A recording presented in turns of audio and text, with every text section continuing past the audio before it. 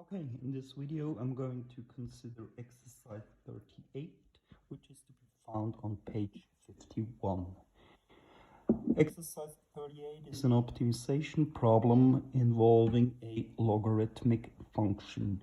So here's the deal. We consider the curve y equals the ln of x, and we consider a point P with coordinates u, v, and we assume that u is not equal to 1, and we assume that that point lies on the curve.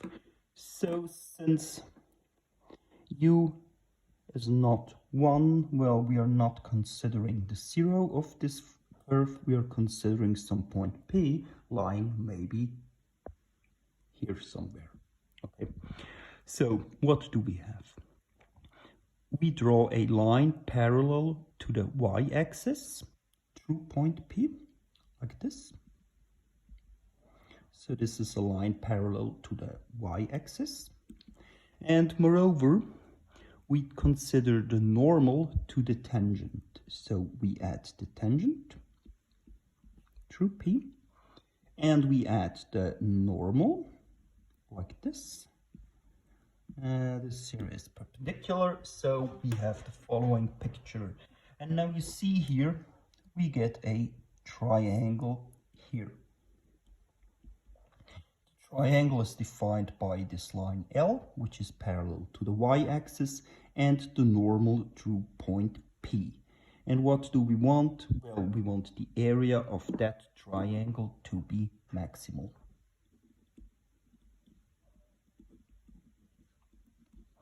The area of the triangle should be maximal. So let's see, how can we calculate the area of the triangle? Okay, first of all, this is a right-angled triangle, so we take this side times this side divided by 2. Okay, so how long is this side? Well, first, let's just label this point here x1. Then, of course, point P has coordinates u, v, and since this line here, L, is parallel to the y-axis, L has in fact the equation x equals u. So this point here is u. And from this it follows that this side here is given by x1 minus u. Of course, this line here is just given by the y-coordinate of point P, so this is v. So the area of the triangle is given by 1 over 2 times x1 minus u times v. So this is the area formula. So, if you consider the picture, well, how are we going to start? Well, of course, we're going to need the equation of the normal in order to get this point x1. Okay, so let's start.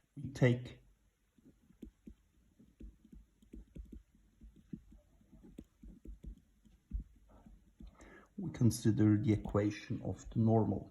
First, we consider the slope of the tangent, mt, which is given by the ln of u prime, which is 1 over u. So this means that mn, which is given by minus 1 over mt, is given by minus u. So the normal is given by y equals minus u times x plus q. So what else do we know about the normal? Well, first we know that point uv lies on the normal. So we can plug point P into this equation, leading to v equals minus u squared plus q. Moreover, we know that point P uv lies on the curve. So we know that v equals the ln of u. So combining these two equations leads to the ln of u equals minus u squared plus q. So we can solve for q, leading to q equals the ln of u plus u squared. Combining everything, we get the equation of the normal, which is then y equals minus u times x plus ln of u plus u squared. So this is the equation of the normal. And now, what's our next step? In the next step, we want to find x1. So x1 is the point of intersection of n with the x-axis. So we take the equation of the normal and set that one equal to 0, like this. Then we solve for x.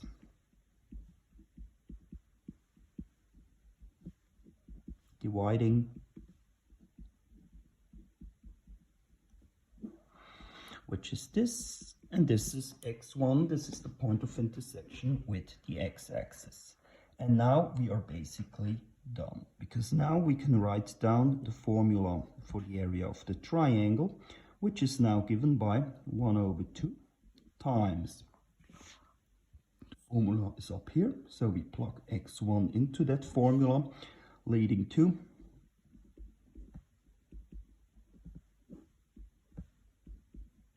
times v, and of course we've seen that v is given by the ln of u, so we end up with this formula for the area.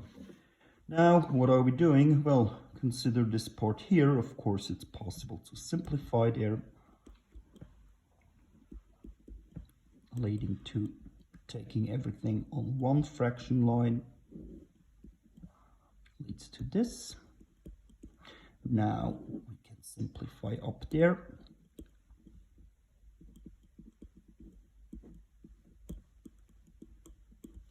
We end up with this formula, which is just the same as 1/2 times the ln of u squared divided by u.